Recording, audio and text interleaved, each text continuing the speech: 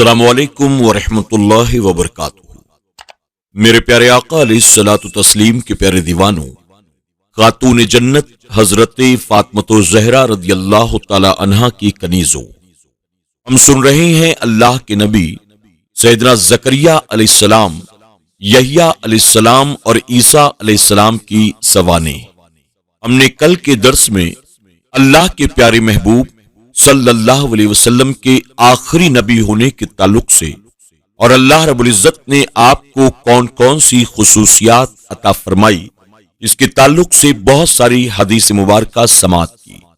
आज के दर्स में इंशाअल्लाह हम हुजूर अकरम सल्लल्लाहु अलैहि वसल्लम के खत्म नबूवत के ताल्लुक से अक्ली दलाइल समाअत करेंगे।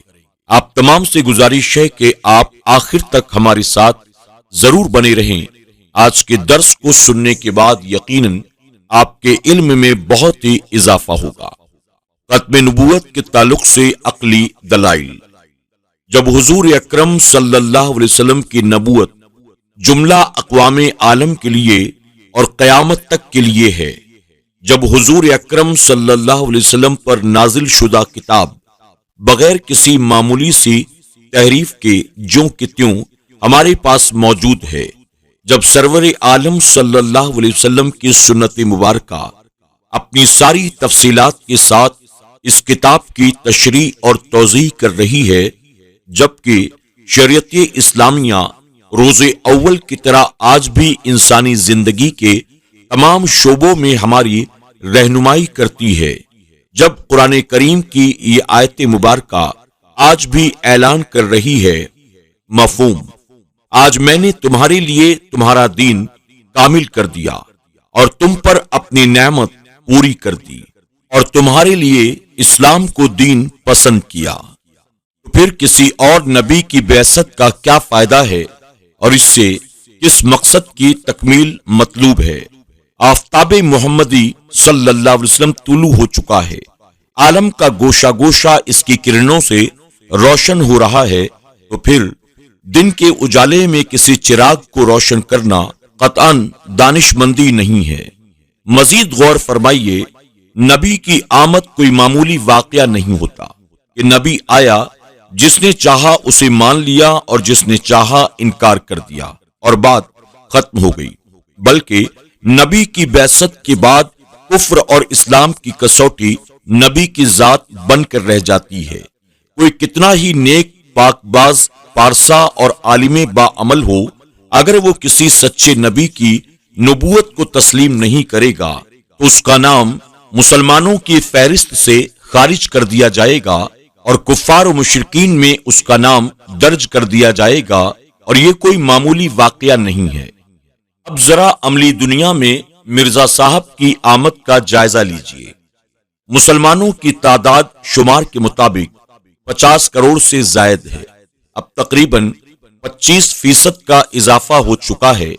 ये सब अल्लाह ताला की तौहीद पर ईमान रखते हैं, कुरान करीम को अल्लाह का कलाम यकीन करते हैं, तमाम अंबिया इकराम को अल्लाह ताला की तरफ से मबूस हुए उनकी नबूवत और सदाकत का इकरार करते हैं, क़यामत की आमद के कायल हैं, अमली तौर पर गाफिल व काहिल सही, लेकिन अहकामे खुदाबंदी और इरशादात नबवी के बरहक होने पर यकीन रखते हैं।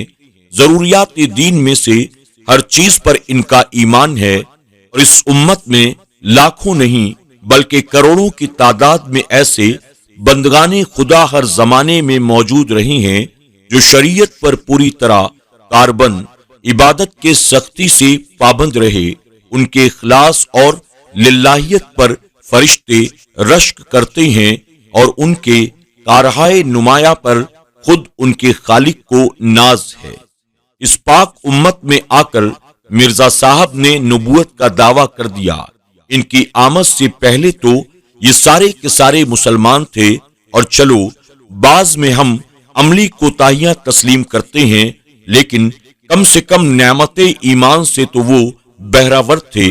अब हकीकत हाल ये है कि 50 साला कोशिशों के बावजूद चंद लाख की नफरी ने मिर्जा जी को नबी माना और बाकी 50 करोड़ ने इनको دجال اور کذاب قرار دے دیا۔ نبی کو ماننا اسلام ہے اور انکار کفر ہے۔ مرزا صاحب نے اپنا سبز قدم جب دنیا اسلام میں رکھا تو یہ ساری بہار آئی کہ سارے کے سارے مرتد قرار پائے اور اسلام سے محروم ہو کر کفر میں مبتلا ہو گئے۔ صرف گنتی کے چند آدمی مسلمان باقی رہے، ان میں بھی غالب اکثریت بلیک مارکیٹ کرنے والوں، رشوت لینے والوں، اقربا نوازی اور مرزائیت پروری کی قربان گاہ پر لاکھوں حقداروں کے حقوق بھیٹ چڑھانے والوں کی ہے۔ ان میں اکثر بے نمازی، داڑھی منڈے اور آوارہ مزاج لوگ ہیں۔ ہر قسم کی رذیل حرکتیں کرنے والوں کا ایک لشکر موجود ٹھاٹھے مارتا ہوا آپ کو نظر آئے گا۔ آپ خود فیصلہ کریں کہ دنیا اسلام کے لیے عملی طور پر مرزا صاحب کی آمد برکت کا باعث بنی یا نحوست کا۔ اللہ تعالیٰ کی حکمت اس کو پسند نہیں کرتی کہ مرزا صاحب کو سچا نبی بنا کر بھیجا جائے تاکہ اسلام کے سارے ہرے بھرے پیڑ اپنے خنک سایوں، میٹھے پھلوں، رنگین اور مہکتے ہوئے پھولوں سمیت اکھاڑ کر پھینک دیے جائیں اور چند خاردار جھاڑیوں کے جھرمٹ پر گلشن اسلام کا بورڈ آویزہ کر دیا جائے۔ متقیوں، پرہیزگاروں، عالموں اور عاشقوں پر کفر کا فتویٰ لگا دیا جائے اور چند زاغ صفت تالے آزما افراد کو مسلمان ہونے کا سرٹیفکیٹ دے دیا جائے۔ مرزا صاحب کے امتی بڑی ڈینگیں مارتے ہیں کہ ہم دنیا کے گوشے گوشے میں اسلام پہنچا رہے ہیں۔ ہماری کوششوں سے یورپ میں اتنی مسجدیں تعمیر ہوئیں، اتنے لوگوں کو ہم نے کلمہ پڑھایا۔ اس کے متعلق گزارش یہ ہے کہ ایمان شرط اول ہے، اس کے بعد اعمال کا اعتبار ہوتا ہے۔ کلمہ پڑھ کر جب کسی کو مرزا کی نبوت کا قائل کرنا ہے تو اس کا مطلب یہ ہے کہ اسے مرتد بنانا ہے، اور یہ کام تو حضور اکرم صلی اللہ علیہ وسلم کے زمانے کے یہودیوں نے بھی کیا ہے۔ اور کتابیوں کا ایک گروہ بولا، جو ایمان والوں پر اترا صبح کو اس پر ایمان لاؤ اور شام کو منکر ہو جاؤ۔ اس سے واضح ہوا کہ یہودی بھی اپنے دوسرے یہودیوں کو ایمان لانے اور مرتد ہونے کی تبلیغ کرتے تھے۔ یہی کام مرزا صاحب اور ان کے ساتھیوں نے بھی کیا ہے کہ غیر مسلموں کو اپنے جال میں پھنسا کر بظاہر کلمہ پڑھایا اور در حقیقت میں انہیں مرتد کیا۔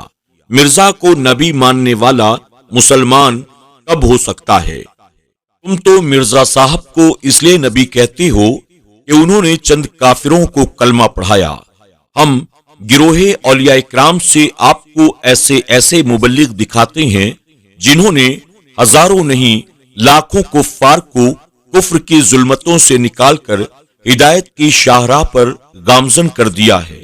خواجہ خواجگان سلطان الہند معین الحق و دین خواجہ معین الدین حسن سنجری ثم اجمیری چشتی رضی اللہ تعالی عنہ نے لاکھوں مشرکوں کے جنار توڑے، ان کی پیشانیوں کو بارگاہ الہی میں شرف سجود بخشا۔ حضرت داتا گنج بخش علی حجویری نے اس کفرستان میں راوی کے کنارے پر توحید کا جو پرچم گاڑا تھا وہ آج بھی لہرا رہا ہے اور لاکھوں خفتہ بختوں کو خواب غفلت سے جگا رہا ہے۔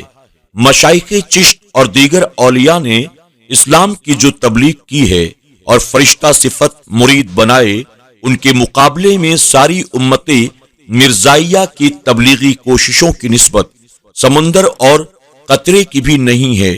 ان کاراہ نمایاں کے باوجود ان حضرات نے نبوت کا دعویٰ نہیں کیا، نہ مہدیت کا، نہ مسیحیت کا، نہ بروزی کا، بلکہ اپنے آپ کو غلامان مصطفیٰ ہی کہا اور اسی کو اپنے لیے باعث صد افتخار اور موجب سعادت سمجھا۔ میرے پیارے آقا علیہ الصلوۃ والتسلیم کے پیارے دیوانوں، خاتون جنت حضرت فاطمہ الزہرا رضی اللہ تعالی عنہا کی کنیزوں، آج کے درس میں بس اتنا ہی۔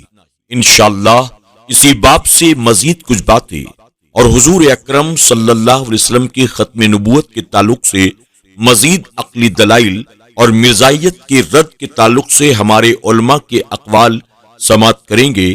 آپ تمام سے گزارش ہے کہ پابندی کے ساتھ اس درس کو سنتے رہیں، اپنے دوست احباب کے ساتھ بھی اسے زیادہ سے زیادہ شیئر کر کے اس کار خیر کا حصہ بننے کی کوشش کریں۔ کل تک کے لیے ہمیں اجازت دیں، اپنا اور اپنوں کا خوب خیال رکھیں۔ السلام علیکم ورحمۃ اللہ وبرکاتہ۔